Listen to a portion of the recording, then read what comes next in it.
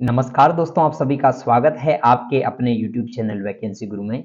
मित्रों, RCT exam को लेकर जो महत्वपूर्ण प्रश्नों की सीरीज है उसमें ये वीडियो आपके लिए बहुत खास होने वाला है। और दोस्तों, महत्वपूर्ण प्रश्नों की सीरीज जो रेगुलर चलने वाली है, इसके बाद एक वीडियोज आएंगे, तो आप लोग सभी रेगुलर बने रहिए वैकेंसी गुरु पर और मजे लेते रहिए नए नए प्रश्नों का। मित्रों, लेट्स हम बिगिन, शुरू कर देते हैं आज की अपनी इस क्लास को। मित्रों, सबसे पहला प्रश्न आपके सामने है, आप निम्न में से किसका उपयोग करके कंप्यूटर से सोशल मीडिया का उपयोग कर सकते हैं। यानी कि आप किसका उपयोग करके अपने कंप्यूटर में सोशल मीडिया चला सकते हैं। ऑप्शंस हैं दस्तावेज, एक्सेल, पीपीटी आदि, यूट्यूब, गूगल प्ले, आउटलुक इत्यादि, फेसबुक, इंस्टाग्राम, ट्विटर इत्यादि, या फिर एसएसओ, पीआरएसवाई, या फिर एलपीजी। और इसका सही जवाब आप सभी को मालूम होना चाहिए, फेसबुक, इंस्टाग्राम और ट्विटर, इनका उपयोग करके हम सोशल मीडिया चला सकते हैं। मित्रों, एक बात ध्यान रहे, मुझे ये बताने की अब आपको आवश्यकता नहीं है कि वैकेंसी गुरु से पढ़कर आप अच्छी परसेंटेज बना सकते हैं, क्योंकि सब बच्चों को अब मालूम है कि अगर बेहतरीन तैयारी करनी है आरसीआईटी की तो वैकेंसी गुरु पर जाना है और रेगुलर क्लासें लेनी है। प्रश्न नंबर 2 है, किसी फाइल को सीडी से हार्ड डिस्क पर कॉपी करना और फिर हार्ड डिस्क पर कॉपी खोलना क्यों बेहतर है। मतलब आपके पास एक सीडी या डीवीडी है, अब आप उसको कंप्यूटर में ओपन करते हैं, उसके बाद उसको कॉपी करके कहां पर खोल रहे हो, आप उसको अपने कंप्यूटर में खोलते हो। ऐसा करना बेहतर क्यों है, अच्छा क्यों है? क्योंकि मित्रों, ऐसा करने से आपका जो डेटा है वो तेज गति से ओपन हो जाएगा। मतलब एक सीडी को एक कंप्यूटर से दूसरे कंप्यूटर में आसानी से ले जा सकते हैं, ये इसका आंसर नहीं है। दूसरा है, आप हार्ड डिस्क पर अधिक संग्रहित कर सकते हैं, ये भी ठीक नहीं है। तीसरा, कंप्यूटर सीडी पर संग्रहित फाइल को नहीं खोलता है, ये भी गलत है। चौथा है, हार्ड डिस्क पर पढ़ना अधिक तेज और सुरक्षित है, बिल्कुल सही है। हार्ड डिस्क पर डेटा को पढ़ना अधिक तेज और सुरक्षित होता है। तीसरा प्रश्न क्या है, देखिए तीसरा प्रश्न है, विंडोज 10 में इंटरनेट एक्सप्लोरर को खालिस्तान वेब ब्राउजर से बदल दिया गया है।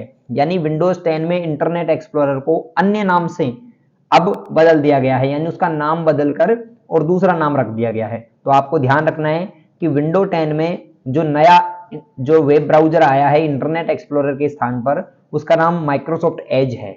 माइक्रोसॉफ्ट एज, ऑप्शन बी इसका सही जवाब है। अगला प्रश्न है चौथा, निम्न में से कौन सी विंडोज यूटिलिटी आपकी फाइलों को मिटा देती है। यानी कौन सी विंडोज की यूटिलिटी है जो अनावश्यक या फिर अननेसेसरी फाइलों को डिलीट कर देती है। ऑप्शंस हैं बैकअप और restore wizard, disk cleanup, disk defragment, या फिर फायरवॉल। और इसका सही जवाब है दोस्तों डिस्क क्लीनअप। डिस्क क्लीनअप से आप अपनी डिस्क से अनवांटेड या फिर बिना काम की फाइलों को मिटा सकते हैं। नेक्स्ट क्वेश्चन है, फिफ्थ क्वेश्चन, किसी ज्ञात सॉफ्टवेयर बग की मरम्मत जो आमतौर पर इंटरनेट पर बिना किसी शुल्क के उपलब्ध होती हैं कहलाती हैं। मित्रों, यानी कि एक ऐसा सॉफ्टवेयर बग जिसकी मरम्मत हम और जो आमतौर पर इंटरनेट पर किसी शुल्क से उपलब्ध होती है वो क्या कहलाती है, ये आपसे पूछा जा रहा है। यानी a repair from a non software bug usually available at no charge on the internet is called an patch. यानी उसमें अगर आप अपने सॉफ्टवेयर को क्या करना चाहते हो, उसको उसमें कोई किसी प्रकार की रिपेयरिंग है, उसमें कोई किसी प्रकार की दिक्कत हो गई तो उसको ठीक करना हो, अपडेट करना हो, तो वो पेज एक फाइल आती है, उसके साथ उसको आप इंस्टॉल करके पेज से ठीक कर सकते हो। छठा क्वेश्चन है, निम्न को मिलाइए। आपको मिलान करना है। एमएस वर्ड 2010 में हम क्या बनाते हैं, तो आपको पता है कि एमएस वर्ड में हम दस्तावेज बनाते हैं, यानी पहले में आर सही जवाब होगा। दूसरा है, एमएस एक्सेल 2010 में हम सीट बनाते हैं, तो दूसरे में आपका सीट यानी क्यू ऑप्शन सही रहेगा। और तीसरे में आपका पी रहेगा, स्लाइड्स पावर पॉइंट में बनाते हैं, तो आर क्यू पी ऐसा आपने को देखना है। तो अपन ऑप्शन 4 हमारे सामने है, यहाँ पर R Q P option C में है आंसर, तो इसका सही जवाब ये रहेगा। दोस्तों, एक बात ध्यान रहे, इस बार जो एग्जाम्स अब हो रहे हैं नए सिलेबस पर आधारित, इन एग्जाम्स में ऐसे प्रश्न आएंगे, मतलब एक प्रश्न में दो प्रश्न, ताकि आप लोग क्या कर सको, आप लोगों से ज्यादा प्रश्न पूछे जा सके, आपकी जो है बौद्धिक क्षमता का पता लगाया जा सके। इस वजह से महत्वपूर्ण प्रश्न भी आएंगे, कैसे, जो एक दो प्रश्न मिलकर एक प्रश्न बन रहा है, यानी एक से अधिक प्रश्न मिलकर एक ही प्रश्न बन रहा है, ऐसे प्रश्न ज्यादा पूछे जाते हैं। ठीक है, सातवां प्रश्न, और याद रहें वैकेंसी गुरु से बाहर कुछ नहीं आएगा, ये विश्वास आप बनाकर रखें। ईमेल क्लाइंट में इनबॉक्स है। मित्रों ईमेल क्लाइंट में इनबॉक्स क्या होता है? एक ऐसी जगह जहां पर प्राप्त ईमेल रखे जाते हैं। अब यहाँ पर है भेजा हुआ मेल रखा जाता है? नहीं। अवांछित ईमेल रखे जाते हैं? नहीं। और हटाए गए ईमेल रखे जाते हैं? नहीं। तो इनमें से कोई नहीं, इसका सही जवाब होगा उपरोक्त में से कोई नहीं। जहां पर भेजे गए ईमेल रखे जाते हैं उसको हम कहते हैं सेंट, जहां पर अवांछित रखे जाते हैं उसको हम कहते हैं स्पैम, और जहां पर हटाए गए रखे जाते हैं उसको हम कहते हैं ट्रेस। ठीक है, तो इसका सही जवाब ऑप्शन डी रहेगा, इनमें से कोई नहीं। अगला, मान लीजिए आप केवल उन्हीं पंक्तियों को प्रदर्शित करना चाहते हैं, यानी एक्सेल का क्वेश्चन है, आप एमएस एक्सेल यूज कर रहे हो और आप केवल उन्हीं पंक्तियों को प्रदर्शित करना चाहते हो जहां किसी छात्र ने किसी विषय में 70 या 70 से अधिक अंक प्राप्त किए हैं। ठीक है, एमएस एक्सेल 2010 में कौन सा फीचर आप काम में लोगे? दोस्तों इसके अंदर आप है ना फिल्टर ऑप्शन काम में लोगे। फिल्टरिंग का यूज करके आप 70 या 70 से अधिक जो आपके नंबर प्राप्त किए हैं किसी विद्यार्थी ने, उन्हीं को देख सकते हो, बाकी सबको हटा सकते हो। नवा प्रश्न है, माइक्रोसॉफ्ट पावर पॉइंट में चयनित स्लाइड की नकल बनाने के लिए, यानी डुप्लीकेट स्लाइड बनाने के लिए, व्हाट इज द शॉर्टकट की for duplicate A selected slide in Microsoft power point? और इसका सही जवाब जो है दोस्तों वो है कंट्रोल डी। ठीक है ना। अब मैं बात कर रहा हूं आप लोगों से एक और महत्वपूर्ण, दोस्तों ये जो वीडियो चल रहा है ये सीरीज वीडियो चल रहा है, याद रखें ये जो वीडियो है इसके बाद एक और वीडियो आएगा, उसके बाद एक और वीडियो आएगा, ऐसे एग्जाम तक वीडियो चलेंगे। तो आप इस कंप्लीट सीरीज को जैसे ही देख लोगे ना, ठीक है, प्लेलिस्ट में इसके वीडियोज हैं, तो कंप्लीट सीरीज को देख लेना ताकि आपकी महत्वपूर्ण प्रश्नों की तैयारी हो सके। ये वीडियो इसके बाद में जो है 5 और 6 वीडियो लगभग आएंगे, तो आप इन सब वीडियो को अच्छे से देखें और फिर एग्जाम में आप देखोगे कि इनसे बाहर कोई भी प्रश्न नहीं आएगा। 10वां प्रश्न है, माइक्रोसॉफ्ट एक्सेल में सक्रिय सेल के पूरे स्तंभ को चयन करने के लिए कौन सी शॉर्टकट है? मित्रों सक्रिय सेल के पूरे स्तंभ को, यानी कि एक ये सेल है, अब इस पूरे कॉलम को आप सिलेक्ट करना चाहते हो, कॉलम को, कंप्लीट कॉलम, एंटायर कॉलम को सिलेक्ट करना चाहते हो, तो आप कंट्रोल के साथ स्पेस बार दबाएंगे। क्या दबाएंगे मित्रों? कंट्रोल और स्पेस बार, तो सारा कॉलम जो है वो सिलेक्ट हो जाएगा। अगला है 11वां प्रश्न, कंप्यूटर सुरक्षा के संदर्भ में डीएनएस पॉइजनिंग का उद्देश्य क्या होता है? अब मैं आपको बता देता हूं दोस्तों, ये डीएनएस का पूरा नाम क्या होता है पहली बात, और डीएनएस क्या होता है और डीएनएस में पॉइजन क्या है? तो दोस्तों डीएनएस का पूरा नाम होता है डोमेन नेम सिस्टम। ठीक है, डोमेन नेम सिस्टम। जैसे आपने गूगल में सर्च किया वैकेंसी गुरु, वैकेंसी गुरु सेलेक्ट किया, आपने जैसे ही सर्च किया, सर्च करने के बाद आपके सामने वेबसाइट आएगी और वहां पर आप पहुंच जाओगे। तो वेबसाइट का जो मुख्य एड्रेस होता है उसको हम, किसी भी कंप्यूटर का सर्वर का मेन एड्रेस जो होता है उसको हम आईपी एड्रेस कहते हैं, और वेबसाइट का एड्रेस कहलाता है यूआरएल। तो हमारे जो डीएनएस होता है वो यूआरएल को ऑटोमेटिकली आईपी में कन्वर्ट करने का काम करता है। जैसे ही आपने वैकेंसी गुरु लिखा तो आपको वैकेंसी गुरु के सर्वर वाले आईपी पे कौन ले जाएगा? डीएनएस ले जाएगा, यानी उसको कन्वर्ट करके ले जाएगा। अगर डीएनएस में पॉइजन हो गया तो आप जाना चाहते हो कौन सी वेबसाइट पे और चले जाओगे दूसरी वेबसाइट पर, यानी क्या हो जाएगा, वो ट्रांसलेट होने में समस्या हो जाएगी ना, आपको वो इधर से उधर लेके जा रहा है, उसमें समस्या हो जाएगी। तो डीएनएस में पॉइजनिंग होने की वजह से क्या हो जाएगा, आपके आप जिस वेबसाइट पर जाना चाहते हो आपको दूसरी वेबसाइट पर ले जाया जाएगा। ठीक है, तो ऑप्शन है हार्ड ड्राइव पर डेटा को जानबूझकर करना, नहीं। डोमेन नेम सिस्टम में गलत जानकारी डालना, ये बिल्कुल ठीक है, यानी डोमेन नेम सिस्टम में गलत जानकारी डाल दी जाएगी, यानी आप जाना चाहते हो वैकेंसी गुरु के आईपी एड्रेस पर, आपको दूसरे एड्रेस पर भेज दिया जाएगा गलत जानकारी डालकर। तो इसका सही जवाब ऑप्शन बी है। ठीक है, अन्य वेबसाइट पर ले जाना कैसे जाओगे? जब गलत जानकारी डाली जाएगी। 12वां प्रश्न है, साइबर सुरक्षा में फिशिंग हमलों का प्रमुख लक्ष्य क्या होता है? मित्रों साइबर सुरक्षा में फिशिंग हमलों का मुख्य जो लक्ष्य होता है वो क्या होता है? कंप्यूटर नेटवर्क्स की अनाधिकृत पहुंच, नहीं। उपयोगकर्ता उपकरणों पर एंटीवायरस सॉफ्टवेयर स्थापित करना, नहीं। ऑनलाइन सुरक्षा के बारे में जागरूकता फैलाना, नहीं। व्यक्तियों को संवेदनशील जानकारी उजागर करने में मिलावट करना, बिल्कुल सही है, यानी व्यक्तियों की संवेदनशील जानकारियां उजागर करना और उनमें मिलावट करना, उनमें कुछ छेड़छाड़ करना, ये काम होता है फिशिंग हमलों का। जैसे आजकल ईमेल के माध्यम से ईमेल हैक हो जाती है और फिर उनसे उनकी ईमेल पर आपकी फोटोज वगैरह रहती हैं, तो फिर आपसे जो है आपको ब्लैकमेल किया जाता है कि आपकी जो है सूचना को हम वायरल कर देंगे, पैसे दे दो, जो भी है, तो वो फिशिंग अटैक होते हैं। अगला 13वां प्रश्न है, निम्न में से कौन सा माइक्रोसॉफ्ट विंडोज ऑपरेटिंग सिस्टम का नवीनतम संस्करण है? यानी कि माइक्रोसॉफ्ट की जो विंडोज है उसका सबसे नया संस्करण विंडोज 10 है इन सभी में से। तो वैसे विंडोज 11 भी आ गया, पर अभी यहाँ पर 4 ऑप्शन हैं तो इसमें विंडोज 10 है, तो विंडोज 10 मानना है, वरना विंडोज 11 सबसे नया वर्जन है। अगला है, निम्न में से कौन सा गूगल द्वारा विकसित एक वेब ब्राउजर है? दोस्तों गूगल द्वारा विकसित एक वेब ब्राउजर कौन सा है? ये है गूगल क्रोम, ठीक है ना, गूगल ने बनाया गूगल क्रोम, ठीक है। इंटरनेट एक्सप्लोरर जो है ये माइक्रोसॉफ्ट का है, फायरफॉक्स जो है मोजिला कंपनी का है, ठीक है, और सफारी एप्पल कंपनी का है। ऐसी बातें आप ध्यान में रखना, ठीक है। अगला, कंप्यूटर सिस्टम पर संवेदनशील डेटा को सुरक्षित और संरक्षित करने के लिए निम्न में से कौन सी विधि काम में लेते हैं? दोस्तों कंप्यूटर सिस्टम पर संवेदनशील डेटा को सुरक्षित और संरक्षित करने के लिए एनक्रिप्शन पद्धति का प्रयोग करते हैं, ठीक है ना, उसको एनक्रिप्ट करना कहते हैं या एनक्रिप्शन कहते हैं।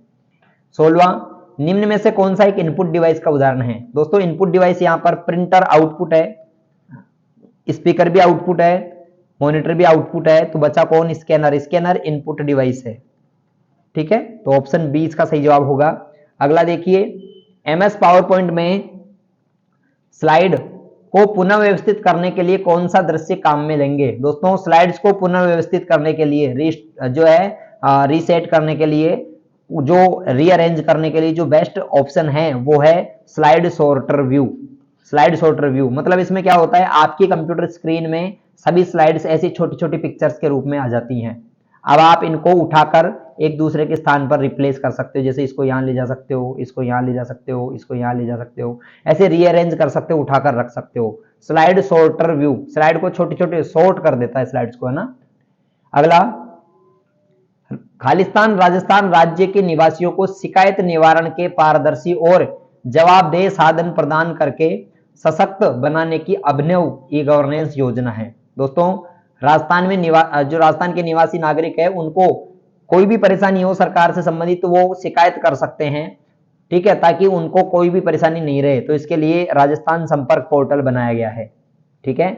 19वां, दस्तावेज में यानी डॉक्यूमेंट में पृष्ठ संख्या को किस स्थान पर जोड़ा जा सकता है? दोस्तों डॉक्यूमेंट में पेज नंबर को कहां पर जोड़ सकते हैं? हेडर में जोड़ सकते हैं, बिल्कुल सही जोड़ सकते हैं, फुटर में भी जोड़ सकते हैं, यानी हेडर और फुटर शीर्ष लेख और पाद लेख दोनों में ही जोड़ा जा सकता है हेडर फुटर, ऑप्शन सी सही जवाब। 20वां, निम्न में से किस माउस तकनीक का उपयोग किसी वस्तु के प्रॉपर्टीज तक पहुंचने के लिए किया जाता है? यानी किसी भी फाइल की प्रॉपर्टीज में जाना है तो हम क्या करेंगे, तो हम इसके लिए राइट क्लिक बटन दबाएंगे माउस का और प्रॉपर्टीज पर क्लिक करेंगे। आप किसी भी फोल्डर या फाइल पर राइट क्लिक करो, प्रॉपर्टीज आएगा, उस पर क्लिक करोगे तो खुल जाएगा। 21वां क्वेश्चन है, एमएस वर्ड 2010 में चयनित टेक्स्ट के फॉन्ट स्टाइल और आकार को बदलने के लिए कौन सा मेन्यू काम में आता है? मित्रों एमएस वर्ड में फॉन्ट स्टाइल और फॉन्ट का साइज वगैरह बदलने के लिए जो फॉन्ट का मेन्यू है इसका हम यूज करते हैं, फॉन्ट मेन्यू, ठीक है। 22वां प्रश्न है, एमएस वर्ड 2010 में आपके द्वारा संदर्भित की गई पिछली क्रिया को पाने के लिए कौन सी कुंजी का प्रयोग करेंगे? दोस्तों मतलब अंडू करने की शॉर्टकट पूछ रहा है ये, ठीक है। What is the keyboard shortcut to undo the last action in MS Word? Control plus Z, ठीक है ना, कंट्रोल जेड अंडू की शॉर्टकट होती है। अगला, एमएस एक्सेल 2010 में एक सीरीज की वैल्यूज को ऑटो भरने के लिए कौन सा कीबोर्ड शॉर्टकट होता है? दोस्तों यानी सीरीज को ऑटो भरने के लिए कंट्रोल आर दबाते हैं हम, ठीक है ना, ऑटो सीरीज, ऑटो फिल करते हैं ना हम सीरीज को, तो कंट्रोल आर बटन दबाते हैं। अगला, पावर पॉइंट 2010 में पावर पॉइंट प्रेजेंटेशन का डिफॉल्ट फाइल एक्सटेंशन क्या होता है? दोस्तों पावर पॉइंट फाइल का डिफॉल्ट एक्सटेंशन नेम जो होता है वो होता है पीपीटीएक्स। ये पहले भी प्रश्न मैंने बता दिया, महत्वपूर्ण प्रश्न है, ध्यान रखना, याद रखना। 23वां, सेल्स की रेंज के लिए सेल रेफरेंस जो सेल B1 से प्रारंभ होके कॉलम G तक और नीचे 10 तक जाता है। ध्यान से सुनना, यहां पर पूछ रहा है कि B कॉलम और पहली रो से शुरू हो रहा है सेल रेंज और G में 10 तक जाता है, तो ये सेल रेंज क्या बन गया? ये बन गया B1 से लेकर, और बीच में कोलन का साइन लगाते हैं शुरू से अंत तक की रेंज को लेने पर, और G10, तो B1 G10 यहां पर दिख रहा है अपने को, ऑप्शन डी इसका सही जवाब है। आगे चलते हैं अपन नेक्स्ट प्रश्न पे। 24वां, खालिस्तान दुर्भावनापूर्ण सॉफ्टवेयर को नेटवर्क या इंटरनेट के माध्यम से आपके कंप्यूटर तक पहुंचने से रोकने में मदद कौन करता है? दोस्तों, खालिस्तान दुर्भावनापूर्ण सॉफ्टवेयर को नेटवर्क या इंटरनेट के माध्यम से आपके कंप्यूटर तक आने से रोकने वाले को हम फायरवॉल कहते हैं। क्या कहते हैं मित्रों? फायरवॉल कहते हैं। एक बात मैं आपको पूछना चाहूंगा, आप सभी राजस्थान में इस वीडियो को कहां से देख रहे हैं? फटाफट से कमेंट करिए, कहां से इस वीडियो को देख रहे हैं? फटाफट से कमेंट कीजिए। 25वां प्रश्न है, भारतीय रेलवे सेवाओं से के संबंध में पीएनआर नंबर क्या है? मित्रों, रेलवे सेवाओं के संदर्भ में पीएनआर का पूरा नाम होता है पैसेंजर नेम रिकॉर्ड, यानी यात्री के नाम का रिकॉर्ड, पैसेंजर नेम रिकॉर्ड। 26वां, कौन सा विकल्प प्रोजेक्टर को विंडो 10 से कनेक्ट करते समय कंप्यूटर और प्रोजेक्टर के बीच छवि को विभाजित करता है? इस तरह आप अपने कंप्यूटर स्क्रीन पर एक चीज और प्रोजेक्टर स्क्रीन पर कुछ और प्रदर्शित कर सकते हैं, यानी कि कंप्यूटर पर और प्रोजेक्टर पर दोनों में अलग अलग दिखाई देगा। इसमें कुछ अलग दिखाई देगा, इसमें कुछ अलग दिखाई देगा। इसको हम क्या कहते हैं दोस्तों? इस प्रक्रिया को हम कहते हैं एक्सटेंडेड। क्या कहते हैं? एक्सटेंड, यानी विस्तारित। याद रखना, विस्तारित, एक्सटेंड, यानी अलग अलग जानकारी देखना हो तो, ठीक है ना। और दोनों में सेम देखना हो तो डुप्लीकेट, ठीक है। केवल कंप्यूटर में देखना है तो पीसी स्क्रीन ओनली, और केवल प्रोजेक्टर में देखना है तो सेकंड स्क्रीन ओनली, और दोनों में अलग अलग देखना हो तो एक्सटेंड। 27वां क्वेश्चन, एक्सेल 2010 में वर्कशीट को स्क्रॉल करते समय शीर्ष पंक्ति और बाईं स्तंभ को दृश्यमान रखने के लिए कैसे फ्रीज पेन का प्रयोग करोगे? मतलब आप एमएस एक्सेल में सीट को जब स्क्रॉल करते हो तो आप चाहते हो कि जो कॉलम रहता है या रो रहती है, रो या कॉलम, ये कॉलम और ये रो, ये यहां से हिले नहीं, मतलब कितना भी स्क्रॉल हो जाए पर ये दिखाई देता रहे। इसके लिए हम फ्रीज पेन का यूज करते हैं दोस्तों। किसका यूज करते हैं? Freeze pen. फ्रीज पेन समझ में आ गया ना क्या काम में आता है? किसी कॉलम या रो को होल्ड कर देता है एक जगह, ताकि हम स्क्रॉल करें तो स्क्रॉल नहीं होएगा।